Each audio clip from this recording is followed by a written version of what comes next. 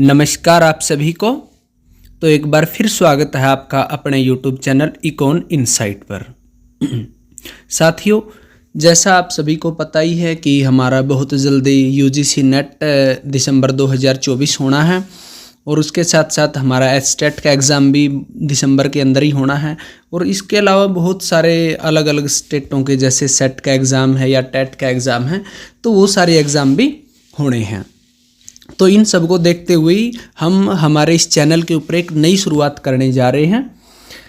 जो हमारे अब तक हमने क्या था कि हम सिर्फ थ्योरी के लेक्चर ही क्या कर रहे थे, हमारे यूट्यूब चैनल पे हम अपलोड कर रहे थे।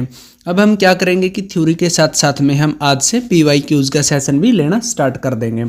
तो हम क्या करेंगे कि डेली क्या है, एक वीडियो हमारी क्या आएगी, हमारी जो थ्योरी से रिलेटेड रहेगी और एक वीडियो हमारी PYQs की आएगी। तो आज हमारी ये PYQs की पहली वीडियो जिसमें हम कुछ जो हमारे प्रीवियस ईयर क्वेश्चन है, जैसे कुछ सेट के क्वेश्चन है या कुछ नेट के क्वेश्चन है या कुछ टेट वगैरह के क्वेश्चन, वो सारे क्वेश्चन हम क्या करेंगे, हम यहाँ पर सोल्व करेंगे विद एक्सप्लेनेशन के साथ। ठीक है, तो आज हम स्टार्ट करते हैं। तो इसके साथ आज हम माइक्रो से स्टार्ट करेंगे। पहले जैसे माइक्रो क्वेश्चन करेंगे, उसके बाद फिर हम क्या करेंगे, कुछ मिक्स क्वेश्चन भी करते रहेंगे। तो इसी तरीके से हम क्या करेंगे, ये क्वेश्चन स्टार्ट करेंगे। तो जो आज का हमारा हम माइक्रो के क्वेश्चन करेंगे। आज का हमारा पहला क्वेश्चन है कि नैतिक अथवा मूल्य निर्णय संबंधित है। यानी कि जो हम बात करते हैं इकोनॉमिक्स के अंदर, क्वेश्चन क्या है बेसिकली, पहले आप क्वेश्चन समझो कि नैतिक अथवा मूल्य निर्णय संबंधित है। यानी कि जो नैतिक निर्णय है या जो नैतिक के निर्णय है और जो मूल्य निर्णय वो बेसिकली किससे संबंधित है। आपका ऑप्शन 1 है सामान्य अर्थशास्त्र से, ऑप्शन B है आदर्श अर्थशास्त्र से, ऑप्शन C है धनात्मक अर्थशास्त्र से और ऑप्शन D है उपरोक्त में से कोई नहीं। तो देखो, अगर हम एक्सप्लेनेशन की बात करें तो जो हमारा आदर्श अर्थ यानी कि जो हमारा नैतिक या मूल्य निर्णय, हमने पढ़ा था कि अर्थशास्त्र के अंदर बेसिकली इकोनॉमिक्स कैसा है, एक ये क्या है, ये जो बेसिकली एक जर्नल इकोनॉमिक्स भी और एक आदर्शात्मक अर्थशास्त्र भी है। तो जब हमने नैतिक बातें की थी, यानी कि किट मीन्स क्या, कि कैसा होना चाहिए या हम इसके अंदर ये चीज़ें कर सकते हैं या हम इसके अंदर ये चीज़ें कम कर सकते हैं। तो बेसिक बात क्या होगी हमारी कि कैसा होना चाहिए। तो ये जो सब चीज़ें बेसिकली ये हमारी किससे रिलेटेड है, ये हमारी आदर्श अर्थशास्त्र से रिलेटेड है। ठीक है, अगर हम बात करें तो आदर्श अर्थशास्त्र के अंदर हम बेसिकली बात करेंगे कि सरकार को क्या करना चाहिए, सरकार को अपनी आय बढ़ाने के लिए टैक्स ज़्यादा लगाने चाहिए या कर लगाने चाहिए। और इसके अलावा भी क्या था कि जो भी हमारा क्या जो वांछनीय चीज़ें या जो करने लायक चीज़ें हमें क्या करना चाहिए जिससे हमारी क्या हो, ग्रोथ बढ़ सके। तो इसका आंसर क्या आ जाएगा हमारा B आंसर, आदर्श अर्थशास्त्र। अगले क्वेश्चन की तरफ बढ़ते हैं।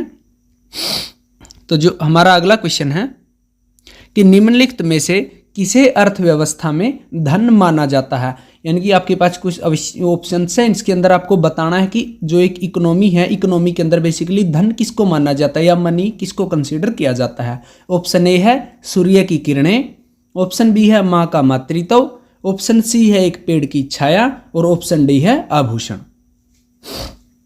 तो अगर हम एक्सप्लेनेशन की इसकी बात करें तो हमने देखा था कि जो हमारे बेसिकली क्लासिकल इकोनॉमिक्स थे वो बेसिकली क्या मानते थे, वो धन से रिलेटेड मानते थे कि जो बेसिकली क्या जो भौतिक चीज़ें, वो भौतिक चीज़ों को ही धन मानते थे। यानी कि भौतिक चीज़ें वो किसको बोलते थे कि जो जो छूने लायक है या जो जिनको हम देख सकते हैं या जिनको छू सकते हैं। जैसे हमारा कपड़ा है, हमारा फर्नीचर है, हमारा जैसे सोना चांदी है, कोई भी जो हमारी धातु है, उन सब चीज़ों को वो क्या मानते थे, उन सब चीज़ों को वो धन मानते थे। तो इनमें ऐसा कौन सा ऑप्शन है जो हमारा D ऑप्शन है, यानी कि आभूषण। आभूषण क्या है, आभूषण हमारा धन है, जिसको क्लासिकल इकोनॉमिक्स क्या मानते थे, जिसको धन मानते थे। ठीक है, तो आगे बढ़ते हैं। हमारा अगला क्वेश्चन है कि अर्थशास्त्र की व्याख्या करते हुए किसने कहा कि यह जीवन के साधारण व्यापार में मानव जाति का एक अध्ययन है। यानी कि एक कोटेशन है कि कोट है कि किस इकोनॉमिक्स का ये कोट है कि जीवन के साधारण व्यापार में मानव जाति का एक अध्ययन है। बेसिकली इकोनॉमिक्स के बारे में कि कैसा एक ऐसा किस इकोनॉमिक्स ने बोला है। तो ऑप्शन A है एडम स्मिथ, ऑप्शन B है कार्ल मार्क्स, ऑप्शन C है J.S. मिल या ऑप्शन D है मार्शल।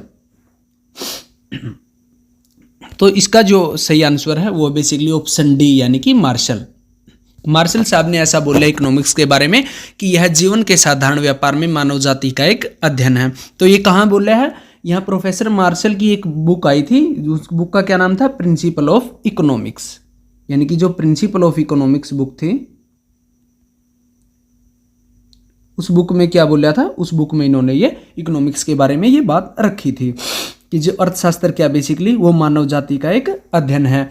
और अगर हम बात करते हैं मार्शल साहब ने इकोनॉमिक्स की क्या डेफिनेशन दी थी, यानी कि जो भौतिक संबंधी जो डेफिनेशन थी कि भौतिक साधनों से रिलेटेड जो डेफिनेशन थी इकोनॉमिक्स की बेसिकली, वो भी किसने दी थी, वो भी प्रोफेसर मार्शल ने ही दी थी। ठीक है, तो हम अगले क्वेश्चन की तरफ बढ़ते हैं। जो हमारा अगला क्वेश्चन है, अर्थशास्त्र प्रारंभिक तौर पर अध्ययन करता है, यानी कि कुछ ऑप्शंस है, तो इनमें से जो इकोनॉमिक्स है बेसिकली वो स्टार्टिंग कहाँ से करता है या आरंभिक तौर पर वो किस चीज़ का अध्ययन करता है। ऑप्शन ए है व्यक्ति का, ऑप्शन बी है समाज का, ऑप्शन सी है राष्ट्र का, या ऑप्शन डी है धन का। तो इसका जो राइट आंसर है बेसिकली वो क्या है, वो है डी आंसर, यानी कि धन का। तो जो इकोनॉमिक्स है बेसिकली वो प्रारंभिक तौर पे इनिशियल तौर पे किसका अध्ययन करता है, वो बेसिकली वो धन का अध्ययन करता है। क्योंकि हमने पढ़ा कि जो हमारे क्लासिकल इकोनॉमिक्स है बेसिकली, या जो हमारे एडम स्मिथ साहब थे, उन्होंने सबसे पहले इकोनॉमिक्स की डेफिनेशन दी थी, और उन्होंने कैसी डेफिनेशन दी थी, वो मनी से रिलेटेड या धन से रिलेटेड ही उन्होंने क्या की थी, डेफिनेशन दी थी। तो ये कब दी थी, एडम स्मिथ ने 1776 के अंदर उनकी एक बुक आई थी, उसकी बुक का क्या नाम था कि an inquiry into the nature and causes of wealth of nation, यानी कि राष्ट्रों के धन के प्रकृति तथा कारणों की खोज। ये इनकी बुक थी, जिस बुक के अंदर इन्होंने बेसिकली क्या थी, अर्थशास्त्र को एक धन संबंधी शास्त्र बताया था, या अर्थशास्त्र की धन संबंधी परिभाषा इन्होंने दी थी। ठीक है, 1776 में एडम स्मिथ ने। ठीक है, तो अगले क्वेश्चन की तरफ बढ़ते हैं। अगला क्वेश्चन है, अर्थशास्त्र का जनक किसे कहा जाता है। ठीक है, यानी कि बेसिकली जो हमारा इकोनॉमिक्स है, फादर ऑफ इकोनॉमिक्स किसको कहा जाता है। ये ऑप्शन ए है, option A Marshall, option B Robinson, option C Adam Smith, या ऑप्शन डी इनमें से कोई नहीं। तो इसका करेक्ट आंसर क्या आएगा, इसका करेक्ट आंसर हो जाएगा एडम स्मिथ। यानी कि जो हमारा इकोनॉमिक्स है बेसिकली, या पॉलिटिकल इकोनॉमिक्स का हम फादर ऑफ पॉलिटिकल इकोनॉमिक्स भी बोल सकते हैं, वो कौन है, वो एडम स्मिथ है। क्योंकि एडम स्मिथ साहब की एक बुक आई थी, जो हमने पिछले क्वेश्चन में भी चर्चा की थी, 1776 में इनकी एक पुस्तक आई थी, an inquiry into the nature and causes of wealth of nations नाम से एक पुस्तक आई थी, जिस पुस्तक के अंदर इन्होंने क्या किया था, इकोनॉमिक्स के बारे में बताया था। इनके कुछ बेसिकली कुछ थ्योरी थी। सबसे पहले जो इनकी इंपॉर्टेंट थ्योरी थी वो अदृश्य हाथ की इनकी क्या थी, इनकी थ्योरी थी अदृश्य हाथ, यानी जिसको हम इंडिविजुअल हैंड भी बोलते हैं, वो इनकी थ्योरी थी। इसके अलावा क्या था, इन्होंने सबसे पहले क्या कहा था, इन्होंने कहा था कि क्या है बेसिकली हमें को क्या करना चाहिए, जो उत्पादन का सबसे मुख्य साधन या जो उत्पादन का सबसे प्रमुख साधन है वो क्या है, वो श्रम है। इन्होंने ऐसा ही कहा था, और इन्होंने डिवीजन ऑफ लेबर की भी बात की थी कि हमें क्या करना चाहिए, लेबर का डिवीजन कर देना चाहिए, ताकि हम क्या कर पाएं, ज्यादा प्रोडक्शन कर पाएं। ठीक है, तो अगले क्वेश्चन की तरफ बढ़ते हैं। हमारा छठा क्वेश्चन है कि अर्थशास्त्र की किस परिभाषा के लिए उसे घरणित विज्ञान कहकर आलोचना की, यानी कि जो इकोनॉमिक्स की अलग अलग इकोनॉमिक्स ने डेफिनेशन दी है, तो हम किस डेफिनेशन के आधार पे इकोनॉमिक्स को ये बोलते हैं कि वो एक घरणित विज्ञान है, या क्या वो घृणा करने लायक एक विज्ञान है। तो ऑप्शन ए है अर्थशास्त्र कल्याण का अध्ययन है, अर्थशास्त्र सीमितता का अध्ययन है, या अर्थशास्त्र वृद्धि का अध्ययन है, या अर्थशास्त्र धन का अध्ययन है। तो इनमें से किस परिभाषा को बेसिकली घरणित विज्ञान कहकर आलोचना की गई है। तो इसका जो सही आंसर बेसिकली वो है ऑप्शन डी, अर्थशास्त्र धन का अध्ययन है। यानी कि क्या कह रखा है कि जो हमारी स्टार्टिंग की जो बेसिकली हमारे इकोनॉमिक्स थे, उन्होंने क्या मानना था, सबने मानना था कि जो हमारी इकोनॉमिक्स है बेसिकली वो धन से रिलेटेड यानी कि मनी से रिलेटेड स्टडी करेंगे। लेकिन बहुत सारे लाइक जो हमारे जर्मनी के बहुत सारे समाज सुधारक थे और जो बहुत सारे अर्थशास्त्री थे, उन्होंने क्या किया, उन्होंने इसकी बहुत ज़्यादा कटु आलोचना की। उन्होंने कहा कि अर्थशास्त्र सिर्फ धन का ही शास्त्र नहीं, इसके अंदर और भी बहुत सारी चीज़ों की हम स्टडी करेंगे। तो इसके अलावा उन्होंने कटु आलोचना करते हुए इसको घरणित विज्ञान भी कहा, और कहा है इसको कुबेर का अर्थशास्त्र। ये क्वेश्चन आ सकता है, कुबेर का शास्त्र। कुबेर का शास्त्र भी किसने बोला था कि जो जर्मनी के अर्थशास्त्री थे, उन्होंने बोला था इसको कुबेर का शास्त्र। और घरणित विज्ञान इसके साथ साथ क्या बोला था उन्होंने, रोटी मक्खन का शास्त्र भी इसको कह के बोला था, रोटी मक्खन का शास्त्र। ठीक है, तो ये कुछ नाम है इकोनॉमिक्स के, या जो इसको मतलब इसकी आलोचना करते हुए जो नाम दिए गए हैं। ठीक है, ये आपको ध्यान रखना कि अर्थशास्त्र धन का अध्ययन है, अर्थशास्त्र गणित विज्ञान है, ये कुबेर का शास्त्र है, या ये रोटी मक्खन का शास्त्र है। ठीक है, तो अगले क्वेश्चन की तरफ बढ़ते हैं। जो हमारा छठा क्वेश्चन है, अर्थशास्त्र में निम्न में से किसे उत्पादन माना जाएगा। यानी कि बेसिकली जो हमारा इकोनॉमिक्स है, तो हमारे इकोनॉमिक्स के अंदर क्या है कि हमारा इकोनॉमिक्स के अंदर हमने क्या मान रखा है कि हमारा जो इकोनॉमिक्स है, इकोनॉमिक्स के अंदर उत्पादन किस चीज़ को माना जाएगा, या कुछ ऑप्शन है, इनमें से किसको हम प्रोडक्शन मानेंगे। पहला ऑप्शन हमारा ए है भूमि को जोतना, ऑप्शन बी है मित्रों के बीच में गाना गाना, ऑप्शन सी है एक बच्चे को सड़क पर बहुत बड़े गड्ढे में गिरने से बचाना, या ऑप्शन डी है प्रसन्नता के लिए एक चित्र बनाना। तो इसका जो राइट आंसर हो जाएगा वो हो जाएगा भूमि को जोतना, यानी कि ऑप्शन ए। ये क्यों हो जाएगा, क्योंकि हमने इकोनॉमिक्स के अंदर बेसिकली बात की थी कि इकोनॉमिक्स के अंदर हम उन्हीं चीज़ों की गणना करेंगे जो क्या है बेसिकली जो भौतिक रूप में जो चीज़ें हैं, या जो क्या जो फिजिकल फॉर्म में चीज़ें हैं, और क्या है जिनके प्रयोग से बेसिकली क्या है जो जिनके प्रयोग से हम क्या कर सकते हैं, हम उत्पादन कर सकते हैं चीज़ों का, या क्या कर सकते हैं प्रोडक्शन हम चीज़ों का कर सकते हैं, हम उनसे बेनिफिट मतलब ले सकते हैं, या अपनी वांट्स को हम क्या कर सकते हैं सेटिस्फाई कर सकते हैं। हम इकोनॉमिक्स के अंदर उन्हीं चीज़ों को कंसीडर करेंगे। तो इन सभी ऑप्शंस में क्या है, सिर्फ ऑप्शन ए ही ऐसा है जो क्या है जो उत्पादन से रिलेटेड है। बाकी ऑप्शन क्या हो सकता है कि वो सेल्फ सेटिस्फैक्शन के लिए तो हो, लेकिन क्या है हम उनको इकोनॉमिक्स की एक्टिविटी के अंदर या उनको धन रिलेटेड एक्टिविटी के अंदर हम कंसीडर नहीं कर सकते। ठीक है, तो अगले क्वेश्चन की तरफ बढ़ते हैं। जो हमारा क्वेश्चन नंबर 8 है, उत्पादन का अभिप्राय होता है। यानी कि उत्पादन का क्या अभिप्राय होता है, बेसिकली उत्पादन का मतलब क्या है। ऑप्शन नंबर ए है वस्तुओं का उत्पादन, ऑप्शन नंबर बी है सेवाओं का उत्पादन, ऑप्शन नंबर सी है उपयोगिता का सृजन, और ऑप्शन नंबर डी है उपरोक्त में से कोई नहीं। यानी कि हम किसको उत्पादन मानेंगे, हम वस्तुओं का उत्पादन मानेंगे, या सेवाओं का उत्पादन मानेंगे, या उपयोगिता का सृजन मानेंगे। ठीक है, तो इसका जो राइट आंसर हो जाएगा वो हो जाएगा उपयोगिता का सृजन। ठीक है, हालांकि जो वस्तुओं का उत्पादन और सेवाओं का उत्पादन वो भी उत्पादन ही है, लेकिन उपयोगिता का सृजन के अंदर क्या आ गया, दोनों चीजें आ गई, वस्तुओं का भी और सेवाओं का भी।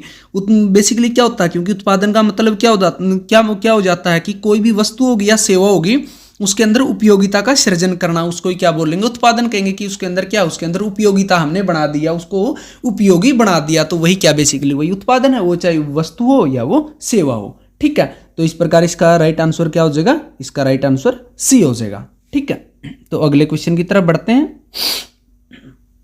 जो हमारा 9th नंबर क्वेश्चन है कि अर्थशास्त्र साध्यों के मध्य तटस्थ रहता है, यह विचार किसने प्रकट किया। ठीक है, यानी कि जो हमारा इकोनॉमिक्स है बेसिकली वो साधन नहीं बल्कि साध्यों के मध्य तटस्थ रहता है। यानी कि आपने पढ़ा एक साधन होता है एक साध्य होता है। साध्य यानी कि जिसको हम अचीव करना चाहते हैं, और साधन यानी कि वो मेथड या वो तरीका या जो क्या है जो फैक्टर्स या जो साधन जिनकी मदद से हम क्या करेंगे साध्य को अचीव करेंगे।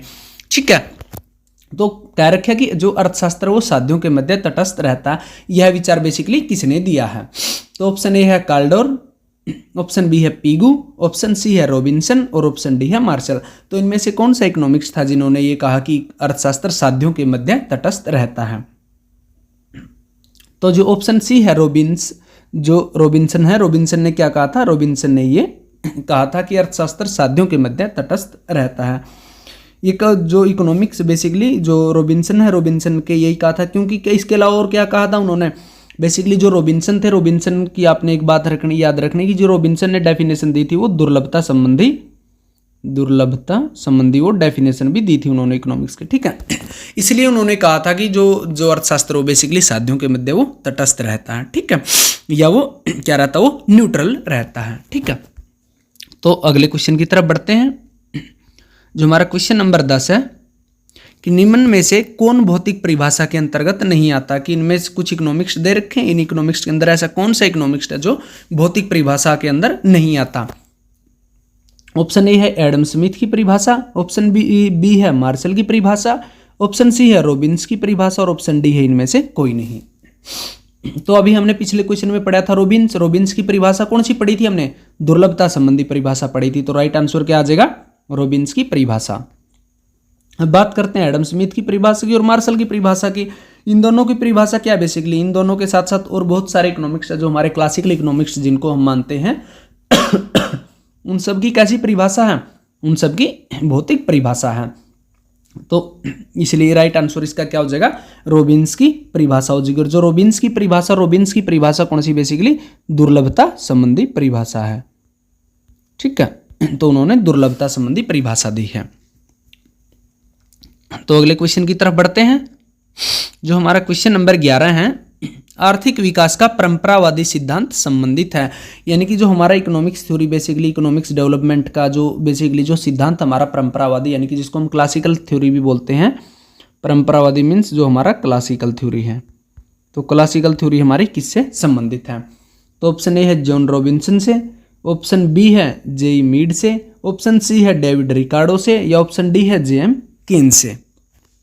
ठीक है, इनमें से यानी कि कौन सा इकोनॉमिक्स है जो बेसिकली क्लासिकल इकोनॉमिक्स है या परंपरावादी इकोनॉमिक्स है? तो अगर हम ऑप्शन इसके राइट आंसर की बात करें तो ऑप्शन सी यानी कि डेविड रिकार्डो क्या है? डेविड रिकार्डो हमारे परंपरावादी अर्थशास्त्री हैं। बाकी जो है हमारे रॉबिन्सन है वो भी क्लासिकल के अंदर नहीं आते। जो हमारे जेएम केन्स वो भी हमारे क्लासिकल के नहीं आते, क्योंकि ये तो क्लासिकल के ही अगेंस्ट ये खड़े हुए थे। और उसके बाद जो हमारा जे मीड है वो भी क्या है, वो हमारे क्लासिकल के अंदर नहीं आते। ठीक है, तो अगले क्वेश्चन की तरफ बढ़ते हैं, जो हमारा क्वेश्चन नंबर 12 है कि निम्न में से कौन प्रतिष्ठित अर्थशास्त्री नहीं है? ठीक है, यानी कि यहां हमने पूछ रखा कि क्लासिकल नहीं है, वहां पूछ रखा था कि कौन क्लासिकल है, यहां क्लासिकल नहीं है। तो जेएस मिल या जेबी से, एडम स्मिथ और जेएम केन्स, यानी कि क्या है राइट आंसर क्या हो जाएगा? Option D JM Keynes. यानी कि जेएम केन्स कौन से अर्थशास्त्री हैं? यानी कि ये क्या थे, जो क्लासिकल के अगेंस्ट ये अर्थशास्त्री खड़े हुए थे।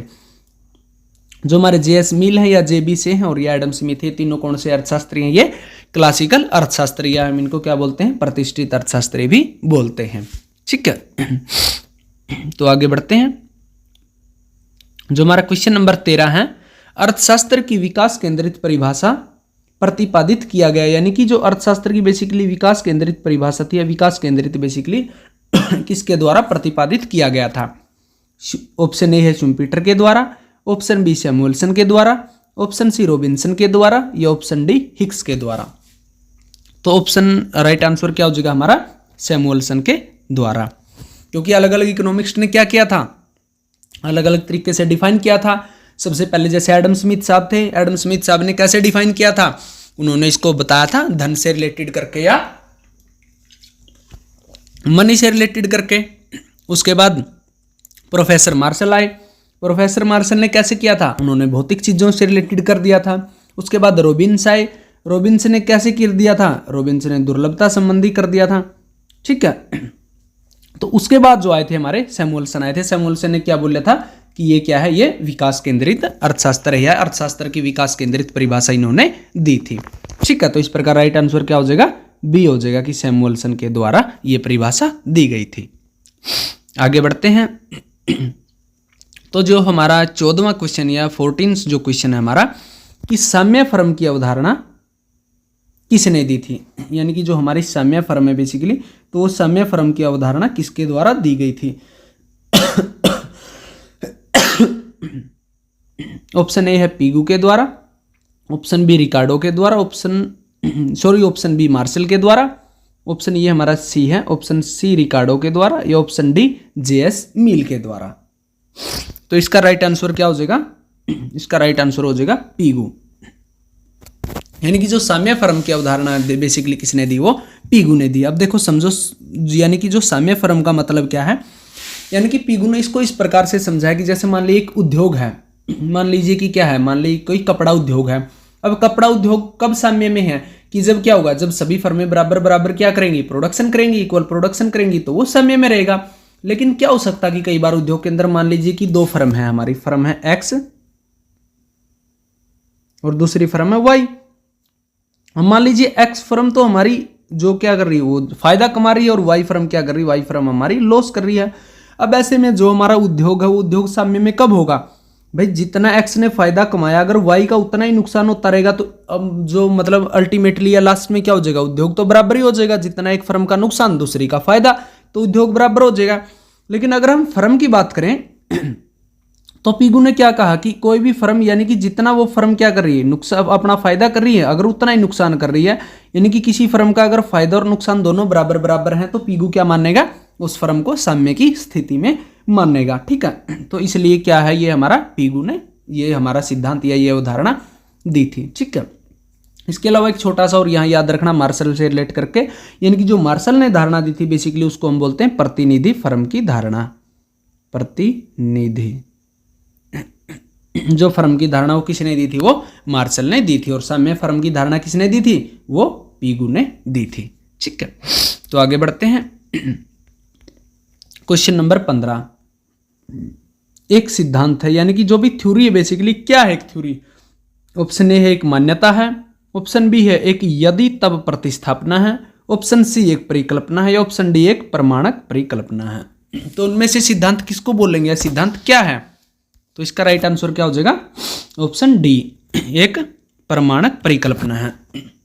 यानी कि हम सिद्धांत किसको बोलते हैं, सिद्धांत बोलते हैं हम एक प्रमाणक परिकल्पना को। प्रमाणक परिकल्पना मीन्स क्या है कि जिसके हम किसके बारे में बात करेंगे, जिसका हम कारण परिणाम का रिलेशन देखेंगे, कारण और परिणाम के बीच में बेसिकली क्या संबंध है, वही क्या है हमारा, वही सिद्धांत है। तो इसके कुछ स्टेप्स होते हैं बेसिकली, इसके कितने स्टेप्स होते हैं, इसके 6 स्टेप्स होते हैं, जिसके तहत हम क्या करते हैं, कारण परिणाम का रिलेशन देखते हैं।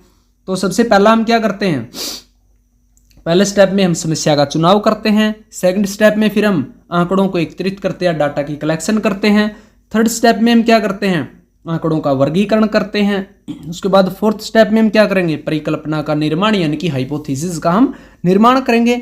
ऑप्शन नंबर यानी कि फिर 5वें नंबर पे हम क्या करेंगे, परिकल्पना का परीक्षण करेंगे, यानी कि जो हमने हाइपोथेसिस बनाई है उसका हम परीक्षण करेंगे, और फिर लास्ट में जाके अब नंबर 6 पे हम क्या कर देंगे, सिद्धांत की सत्यापना कर देंगे, या सिद्धांत को हम मतलब सेटिस्फाई प्रूव कर देंगे, उसको सत्य प्रूव कर देंगे। यानी कि हमने कारण से स्टार्ट किया था, यानी कि समस्या का चुनाव कराया कि कारण क्या चीज को, और हम परिणाम तक लेके गए। यही क्या बेसिकली हमारा एक प्रमाणक परिकल्पना या क्या है, ये हमारा एक सिद्धांत है। ठीक है, तो आगे बढ़ते हैं। तो यही बेसिकली आज का हमारा लास्ट क्वेश्चन था कि एक सिद्धांत, 15वां जो क्वेश्चन था हमारा ये लास्ट क्वेश्चन था। तो आज की वीडियो में हमने इकोनॉमिक्स, माइक्रो इकोनॉमिक्स के 15 क्वेश्चन किए हैं। हालांकि आज के हमारे क्वेश्चंस का लेवल क्या था, काफ़ी इजी लेवल था, लेकिन हम क्या करेंगे, इसी तरीके से धीरे धीरे इंप्रूव करेंगे और आसान से चल के हम क्या करेंगे, मुश्किल क्वेश्चन भी करते रहेंगे धीरे धीरे इसी प्रकार। तो इसी के आज का हमारा लेक्चर यहीं तक था। तो उम्मीद है कि लेक्चर आपको अच्छे से पसंद आया होगा। तो इसी के साथ मिलते हैं अगली वीडियो में, तब तक के लिए पढ़ते रहिए, सीखते रहिए। धन्यवाद।